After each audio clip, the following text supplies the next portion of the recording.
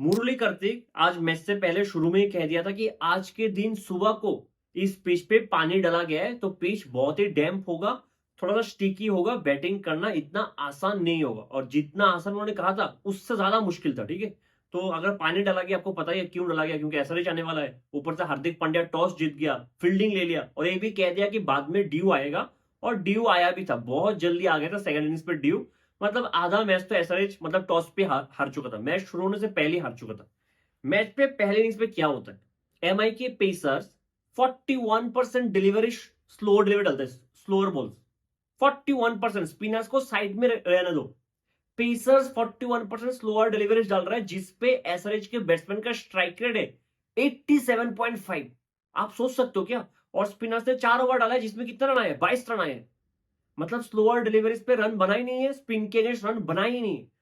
शुक्र मनाओ कि करण शर्मा इंजर्ड हो गया था। अगर करण शर्मा आज के दिन इंजर्ड नहीं होता, 162 बहुत दूर की चीज है, 130 भी नहीं, मतलब मैं लिख के सकता हूं 130 बनाने भी मुश्किल हो जाता है एसआरएच के लिए। वो तो हार्दिक पांड्या की कैप्टनसी में कुछ फ्लॉज था कि आप 162 में पहुंच गए, वरना भी 145 ही बनता।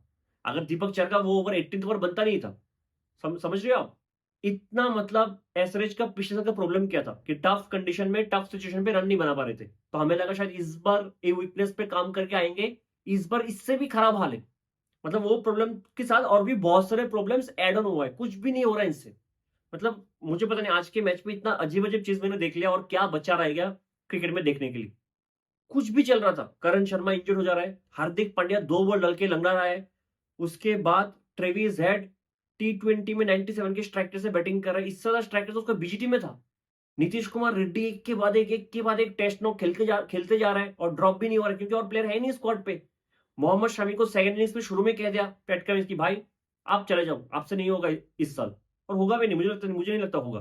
क्लासेन ऐसा नहीं, उसके पास बॉल आ रहा था कि स्टंपिंग का चांस था, ग्लव्स गलती से आपका रिफ्लेक्शन ऐसा था कि आपका ग्लव्स आगे बढ़ गया। कुछ नहीं, कैसे कुछ अता पता नहीं, ग्लव्स स्टंप के लाइन पे था, उधर नो बॉल हो गया। हार्दिक पांड्या नो बॉल पे ट्रेविस हेड को आउट कर रहे हैं, ट्रेविस हेड फ्री हिट पे फिर से आउट हो रहा है।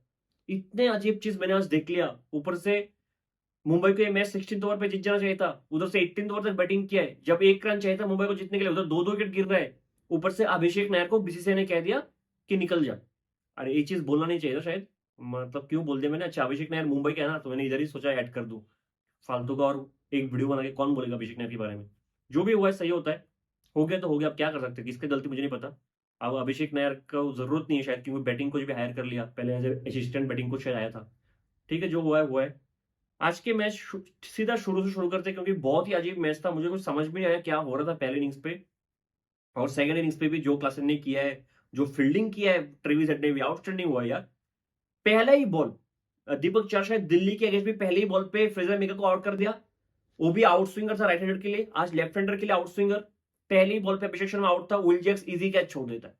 थर्ड बॉल पे ट्रेविजर आउट था, ऑलमोस्ट जिस तरीके से सिराज हमेशा ट्रेविजर को फंसाता है, थोड़ा फुलर लेंथ डिलीवरी पैड पे ट्रेविजर फ्लिक करता है मिडविकेट के हाथ पे, ऑलमोस्ट आउट था। अगर करण शर्मा की जगह कोई और फील्डर होता वो कैच पकड़ जाता। करण शर्मा उस टाइम पे आगे डाइव नहीं कर पाया, और जिस टाइम पे आगे डाइव किया उधर वो इंजर्ड हो गया। ठीक है, तो पहले ओवर बहुत ही खराब गया, लगा चलो शायद बाद में रन बनाएंगे, लेकिन रन बन ही रहा था। किसी की बॉल पे शायद बोल्ट का एक ओवर था जहां पे 10-12 रन आ गया था, दूसरा ओवर था। उसके बाद हार्दिक ने कहा नहीं, पावर प्ले में बोल्ट चाहिए भी नहीं मुझे। दीपक चार अच्छा खासा बॉल डाल रहा था, बुमराह जाता है पावर प्ले का लास्ट ओवर डालने। अगर सोचो बुमराह के पावर प्ले के लास्ट ओवर में पहले ही बॉल स्लोअर वन डाल दे, आपको पता कि पिच कैसा, क्योंकि एक विकेट नहीं गिरा है, बुमराह मूवमेंट के बारे में सोच भी नहीं रहा था। आपके पहला बॉल ही स्लोअर वन जिस ऑफ कटर था, उस ओवर पे 3 रन। पावर प्ले में कितना स्कोर था एसआरएच का, 45 और 46 if I am not wrong, 46 वो अंकड़े में। चलो पिच खराब है, बैट्समैन कौन था दो, ट्रेविस हेड, अभिषेक शर्मा। और मेरे लिए सरप्राइजिंग ये था 46 तो बना ही बना है, एक विकेट नहीं गिरा है। अगर विकेट एक भी नहीं गिरा है तो रन तो कुछ बनना चाहिए था ना, इससे ज्यादा ही बनना चाहिए था, अगर बैट्समैन अभिषेक शर्मा और ट्रेविस हेड तो है तो। कुछ भी नहीं हो रहा था, बहुत ही अजीब सा मैंने देख लिया चीज। मतलब वांकड़े में 46 का पावर प्ले स्कोर, ऊपर से एक भी विकेट नहीं गिरा है। मुझे तो इतना कॉन्फिडेंस है कि जब सीएसके वांकड़े में आएगा 46 के ऊपर रन बनाएगा, या फिर 30 पे 3-4 विकेट चला जाएगा। 46 पे जीरो तो कभी नहीं होगा, इतना मैं श्योर हूं। शायद कोई ही टीम नहीं होगा, चाहे पिच जैसा भी हो। 46 है, ऊपर से अगर ट्रेविस हेड, अभिषेक शर्मा जैसा बैट्समैन है, 2 विकेट गिर जाना चाहिए था या फिर स्कोर 55-56 तो हो ही जाना चाहिए था, ठीक है। बहुत ही अजीब था, पता नहीं क्यों विकेट नहीं गिरा। हार्दिक आता है 8th ओवर लेके, 2 बॉल डाल के लंगड़ा रहा था, लेफ्ट एंकल में चोट लग गया था शायद, लैंडिंग सही से नहीं हुआ और फिर इशारा कर दिया कि नहीं मैं तो बाहर जा रहा हूँ। फिर फिजियो आके उसको टिपिंग लगाता है, टाइट टिपिंग, चौथा बॉल डालता है बाहर, स्लोअर।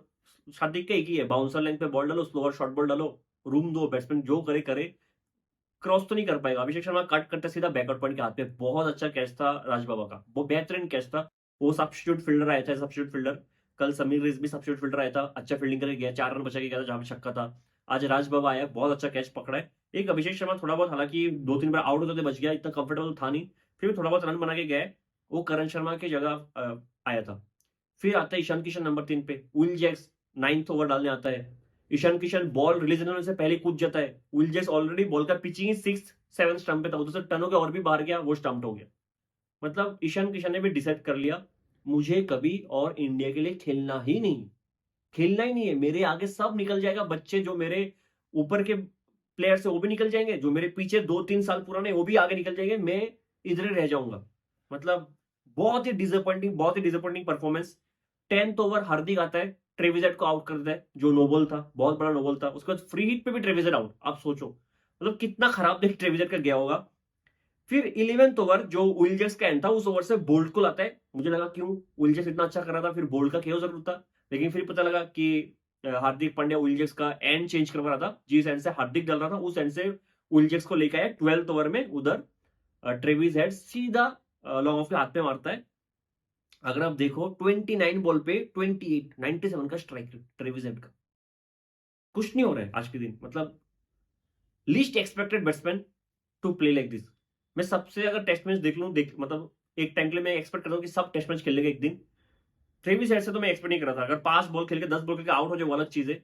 29 बॉल पे 28 T20 में विल जैक्स पहले 3 ओवर पे सिर्फ 14 रन देता है, और उसका जब 3 ओवर हुआ था तब तो सेंटर आया भी नहीं था, सेंटर की जरूरत ही नहीं था आज के दिन। मैं तो सोच रहा था कि हार्दिक करके रहेगा, सेंटर को देता पहले भी। तो जितना बॉल्स नीतीश रेड्डी खेल के गया है, क्लासन खेल के गया, उतना भी बॉल्स खेल ही नहीं पाते लोग। मतलब 100 में पहुंचने में भी शायद प्रॉब्लम होता है। एक तो करण शर्मा इंजर्ड तो बच गए, ठीक है।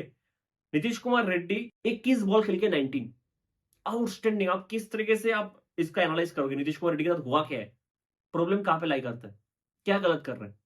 ना पेस खेल पा रहे, ना स्पिनर खेल पा रहे, ना एक्सपीरियंस स्पिनर को खेल पा रहे, ना जूनियर स्पिनर को खेल पा रहे, ना एक्सपीरियंस पेसर को खेल पा रहे, ना जूनियर पेसर को खेल पा रहे, किसी को भी खेल नहीं पा रहे। 7 मैच हो गया है, 113 का स्ट्राइक रेट शायद इस साल, 113, कुछ 20-22-21 का एवरेज होगा उसके इस साल। 113 का स्ट्राइक रेट, जो एक मेरे हिसाब से एक मैच्योर्ड बैट्समैन इस लाइनअप पे है, जो एक्सलेट भी कर सकता है और संभाल के भी खेल सकता है। दूर दूर तक बैटिंग होनी है नीतीश कुमार रेड्डी से, पूरे पूरे इनिंग्स पे, और मुझे पता नहीं पूरे आईपीएल में इधर से क्या अच्छा होगा, मुझे आई डाउट। क्योंकि एक मैच पे भी ऐसा नहीं लगा कि नीतीश कुमार रेड्डी फ्लो पे, एक मैच पे नहीं लगा कि वो अच्छा कर सकता है। एक थोड़ा सा फीलिंग आता है ना, जैसे कि अक्षर पटेल रन बना नहीं रहा है लेकिन लगता है कि बना लेगा, और कल बनाया है। रियान पराग भी रन बना नहीं रहा है लेकिन लगता है कि बना लेगा, और बना भी सकता है। लेकिन नीतीश कुमार रेड्डी का मुझे डाउट है कि बनाएगा तो कब बनाएगा और कैसे बनाएगा। आई रियली डाउट, और बनाएगा भी तो ऐसा होगा कि 45 बॉल में 50 आएगा, ऐसा कुछ। वो मुझे गलत प्रूव कर अलग चीज है, मतलब मैं तो बहुत ही डिसअपॉइंट हूँ। इतना हाई रेट वाला प्लेयर अगर ऐसा कर दे, जो शायद सबसे इंपॉर्टेंट बैट्समैन इस लाइनअप पे नीतीश कुमार रेड्डी है, उसका रोल इतना इंपॉर्टेंट था नंबर 4 पे आके, पूरा काम खराब करके गया है। बहुत सारे मैचेस इसकी वजह से आ रहे हैं, ठीक है। 18th ओवर चाह रहा था डालने, जिस ओवर पे क्लासन ने बहुत मारा, शायद 21 रन आया था उस ओवर से। जरूरी नहीं था ओवर, बिल्कुल भी जरूरी नहीं था। आपको चाहिए था हार्दिक पांड्या एज कैप्टन। ये मिस्टेक फिर बड़े मैच पे नहीं हो सकता है। आज का मैच जीत गया वो अलग चीज है, ठीक है, क्योंकि दीपक चहर कभी भी डेथ का अच्छा बॉलर है ही नहीं, कभी भी नहीं था। 1-2 मैच हो जहाँ पे डेथ पे आके उसने अच्छा बॉलिंग कर दिया होगा, वो भी तब जबकि बैट्समैन कोई भी बड़ा नहीं था, ठीक है। आज क्लासन के सामने आ गया, मार तो खाना ही था। आपको क्या करना था, आपको विल को पहले 4 ओवर दे देना चाहिए था, क्योंकि वो अच्छा बॉलिंग कर रहा था। या फिर सेंटर को और 1 ओवर मिडिल ओवर पे दे देना चाहिए था। फालतू के 18th ओवर पे आके फिर आप सोच रहे हो कि किसको दूं, फिर चार को देना पड़े, उधर 21 रन खा जाए, वो जरूरी नहीं है। 19th over one second Bumrah आता है, लो फुल टॉस डालता है, क्लासन रूम बना के आगे बढ़ के खेलने जाता है, क्लीन बोल्ड, कुछ नहीं हुआ।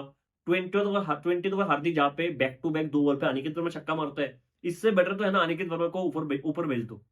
एटलीस्ट वो कुछ 34 बॉल खेल के जाए तो कुछ ढंग का रन तो बना ले एटलीस्ट। एटलीस्ट वो थोड़ा बहुत बिलीव दे रहा है कि रन बना लेगा, बाकी बैट्समैन की तरह टेस्ट मैच तो खेल के नहीं जाएगा मुझे ऐसा लगता है। 20th ओवर हार्दिक 3 छक्का खा गया, एक तो पैट कमिंस ने छक्का मार दिया, सच में कहूं तो ईशान किशन और नीतीश कुमार रेड्डी से बेटर बैट्समैन पैट कमिंस लग रहा है इस आईपीएल में एसआरएच के लिए। एटलीस्ट वो रन तो बना रहे हैं, स्ट्राइक रेट भी इनसे बेटर ही होगा मुझे लगता है। अगर ईशान किशन का वो 100 वाला इनिंग्स छोड़ दो, फिर उसका कुछ स्ट्राइक रेट नहीं है। स्ट्राइक रेट कहां से होगा, रन ही नहीं है उसका। 2-3 रन तो वो बना रहा है हर एक मैच पे। और नीतीश कुमार रेड्डी का तो स्ट्राइक रेट पक्का पैट कमिंस से बहुत कम होगा इस साल। पैट कमिंस आउट भी नहीं हो रहा है, छक्का भी मार के जा रहा है एक दो। इससे बेटर तो मैं तो चाहता हूँ पैट कमिंस ही नंबर 4-5 पे आ जाए। इनसे होगा नहीं, मुझे नहीं लगता। बहुत ही डिसअपॉइंटिंग परफॉर्मेंस है। 162 आप जीत नहीं सकते थे इस रन के साथ। जो आपका बॉलिंग लाइनअप है उसके साथ जीत नहीं सकते थे। मोहम्मद शमी वंस अगेन, मुझे लगता है कि मोहम्मद शमी, बोल्ड प्रेडिक्शन है, अगले साल मिनी ऑक्शन पे आ जाएगा फिर से। मुझे लगता है कि एसआरएच रिटर्न करेगा, और रिटर्न करेगा तो फिर हैट्स ऑफ टू देम। बहुत ही खराब फॉर्म है टी20 में। मतलब पहले तीसरा ओवर तो शमी का था, शमी का दूसरा ओवर था शायद, उसमें 17 रन खा गया मोहम्मद शमी। ठीक है, हालांकि एक कैच छोड़ा था ट्रेविस से, फिर भी वो बॉल कैच वाला, मतलब विकेट टेकिंग बॉल तो नहीं था, शॉर्ट डिलीवरी था जहाँ पे पुल करते हैं, जहाँ पे ट्रेविस के हाथ पे होता है मिड विकेट पे। चलो वो विकेट मिल भी जाता है, फिर भी मतलब जिस पिच में दीपक चार को इतना मूवमेंट मिल रहा है, बहुत अच्छा बॉलिंग दीपक चार ने किया। पावर प्ले में उसका बॉलिंग बहुत अच्छा था। जिस पिच पे बुमराह इतना अच्छा कर रहा है, आपसे हो ही नहीं रहा है यार उस लेवल का bowling, to be very honest. पहला ओवर फिर भी अच्छा था, जहाँ पे रोहित शर्मा एक दो बार बीट भी हुआ है। फिर जैसे रोहित शर्मा मारने लग गया, फिर तो खत्म ही चीज। फोर्थ ओवर पे कमिंस आके एक लो फुल टॉस डाल के रोहित शर्मा को आउट करता है। हालांकि मजाक उड़ाने के लिए उड़ा सकते हैं कि रोहित शर्मा फिर से पावर प्ले में आउट हो गया, लेकिन मेरे हिसाब से इस इनिंग्स का इंपैक्ट था आज के मैच पे। 16 बॉल 26, अगर आप एसआरएच के बैट्समैन के साथ कंपेयर करो, किसी ने इस तरह से स्टार्ट नहीं दिया एसआरएच को, है ना। आज के टारगेट ही था 163, पिच स्लो था उधर। अगर 16 बॉल खेल के 26 कोई बना दे, तो फिर ऑलमोस्ट मैच आप एक तरफ करके जा रहे हो। तो मेरे हिसाब से इस नॉक का इनिंग्स इंपैक्ट था आज के मैच पे। फुल टॉस पे आउट हो गया, अनलकी था। हालांकि टाइमिंग बिल्कुल पूरे तरह से कर लिया था, लेकिन सीधा फील्डर के हाथ में मार दिया था। पहला छक्का हालांकि आउट से इस पे आ गया था, लेकिन उसके बाद 2 छक्का बेहतरीन मारा है। मतलब मोहम्मद शमी को देख के 2 छक्का मारा है। शामी पहले छक्के पे हंस रहा था एक्चुअली कि आउट से इस पे छक्का गया था ना टॉप एज से, तो हंस रहा था। इससे शायद रोहित शर्मा को पसंद नहीं आया। दो बैक टू बैक छक्का मारा है। पावर प्ले का लास्ट ओवर डालता है ईशान मलिंगा, जिसपे उसने उतना रन 16 रन खाया था उस ओवर पे। उसका लाइन ऑन लेंथ आज के दिन पूरे दिन बहुत ही खराब था। बाद में 2 विकेट ले लिया, कैसे ले लिया भगवान जाने। पावर प्ले में मुंबई का स्कोर 55 पर 1। 7th ओवर में जिशन अंसरी आके रायन रिकलर को आउट कर दिया था। एक शॉर्ट बॉल था, वो भी विकेट टेकिंग डिलीवरी नहीं था जरूर, लेकिन पिच स्लो है तो जब कट किया सीधा कवर के एरिया पे, पैट कमिंस के हाथ पे जाके कैच था। लेकिन क्लासन के ग्लास स्टंप के लाइन पे, मतलब ज्यादा कुछ फर्क पड़ा नहीं। उसके बाद हर्षल पटेल आके 113.7 किलोमीटर पार होके साथ एक ऑफ कलर डाल के रिकल्टन को आउट कर दिया। लेकिन मैच कहां पे बदला है, अंसारी का 3rd ओवर और राहुल चहर आया था as an impact for Mohammed Shami. एक ही ओवर देखे कमिंस को पता लगे कि इससे तो नहीं हो, है ना। उसका जो फर्स्ट ओवर था और अंसरी का जो 3rd ओवर था, उधर ही मैच खत्म था। जहां पे विल जैक्स और सूर्या ने उनको बहुत मारा है, 3-4 छक्का तो उधर ही आ गया था, उधर ही मैच खत्म था। फिर मजबूरी में पैट कमिंस 15th ओवर पे अपना 4 ओवर का कोटा खत्म करते हैं। उसने अपने लास्ट सेकंड स्पेल में 2 ओवर डाला था, दोनों ओवर में एक एक विकेट लिया है। एक तो हार्दिक पांड्या को बोल रहा हूँ, एक शायद उलजेक्स को आउट किया, एक सूर्या को आउट किया। दोनों ही बैट्समैन मिड ऑफ के ऊपर से मारने गया था, दोनों ही बैट्समैन मिड ऑफ के हाथ पे मार चुका था क्योंकि मिड ऑफ ऊपर था। उसके बाद उस मैच पे कुछ नहीं था। 16.5 ओवर में शायद जीत जाना चाहिए था। ईशान मलिंगा आके बैक टू बैक 2 विकेट के जाता है। नमन भी पता नहीं क्यों 1 रन चाहिए था, डॉट बॉल खेली जा रहा था, उधर वो आउट हो गया। सही हो गया, आउट हो गया। मुझे तो लगता है कि एसआरएच का इस साल का कैंपेन खत्म हो चुका है, इधर से कुछ कर नहीं सकते लोग, क्योंकि मुझे डाउट है। क्योंकि जिस तरीके का बैटिंग ये लोग कर रहे हैं और जिस तरीके का बॉलिंग यूनिट है, बॉलिंग यूनिट तो अच्छा था ही नहीं कभी भी। इस साल भी अच्छा नहीं है। थोड़ा बहुत एक्सपेक्टेशन था कि अच्छा करेंगे, लेकिन अच्छा नहीं कर पाया। मोहम्मद शमी कुछ ऐसा मुझे लगा कि अभी तक 7 मैच पे उनका कुछ इनपुट है ही नहीं, जीरो इनपुट, कुछ इंपैक्ट था ही नहीं पूरे सीजन पे अभी तक। बाकी 7 मैच में क्या होगा क्या पता। लेकिन इधर से शायद टर्नओवर करना बहुत मुश्किल होगा, मुझे तो नहीं लगता। मतलब मुझे 2% बिलीफ नहीं है कि ऐसा इधर से कुछ भी मैच जीत पाएंगे। 1-2 मैच जीत जाएंगे, अगर चिन्नास्वामी वाला मैच जीत जाएंगे तो जीत जाएंगे, अहमदाबाद में जीत जाएंगे, बाकी जीत जाएंगे तो बोनस है। लेकिन शायद तो क्वालिफाई आपसे इधर से मुझे तो मुश्किल लग रहा है। ठीक है, मेरे 2 फेवरेट टीम टेबल के सबसे नीचे 9 और 10, आउटस्टैंडिंग है यार। 2 ऊपर भी है लेकिन, दिल्ली और पंजाब। और क्या पता पंजाब भी back to back 2 match RCB से हार जाए और नीचे आ जाए, मजा आ जाएगा, है ना। बहुत ही खराब क्रिकेट चल रहा है जो भी चल रहा है। मतलब खराब क्रिकेट, मेरे हिसाब से खराब क्रिकेट चल रहा है। बाकी के मुंबई के फैंस तो ऑब्वियसली एंजॉय करेंगे मैच। लेकिन इधर से ऐसा का कुछ नहीं हो सकता, नेगेटिव ही नेगेटिव है। मतलब क्लासन इस साल का फॉर्म अभी तक के लिए मुझे लगता है कि क्लासन के लेवल का कुछ भी किया उसने। ईशान किशन पहले मैच, उसके बाद मतलब खराब से भी खराब। ठीक है, अभिषेक का कुछ भरोसा नहीं है कब रन बनाएगा कब नहीं बनाएगा। ट्रेविस हेड भी उस रिदम पे नजर नहीं आया इस साल जो पिछले साल उसका सीजन गया था। ठीक है, आज का तो इनिंग्स छोड़ ही दो। नीतीश कुमार रेड्डी बोल के ही फायदा नहीं है। तो पूरा का पूरा बैटिंग लाइन जिस पे सबको इतना कॉन्फिडेंस था कि इनसे ज़्यादा स्ट्रॉन्ग बैटिंग पावर किसी के पास नहीं है। कोई भी आज के दिन कॉन्फिडेंस नहीं था, कोई भी ट्रस्ट नहीं देता कि इनमें से कोई भी एक चलेगा कि नहीं। ऐसा एक दिन आएगा शायद ये लोग एक भी नहीं चलेंगे, ठीक है? मुझे नहीं पता, अगर आपका टेम्परेट है मार के खेलो तो मार के खेलो, आउट हो जाओ 100 पे। वो भी नहीं हो रहा है। ना आप कुछ डिसेंट ऑर्डर में पहुँच रहे हो, 185 180 तो बन ही जाना, मतलब बन जाना चाहिए था इस पिच पे एटलीस्ट, या फिर अच्छा बॉलिंग कर लो, वो भी नहीं हो रहा है। स्पिनर्स पता नहीं कुछ नहीं कर रहे। राहुल 4 एक ओवर में आके शॉर्ट बॉल डाल के छक्का खा रहा है। मोहम्मद शमी से कुछ हो ही नहीं रहा है। तो ओवरऑल एसआरएच से कुछ होप नहीं है। मुंबई चलो बैक टू बैक 2 मैच जीत गया, which is good for them.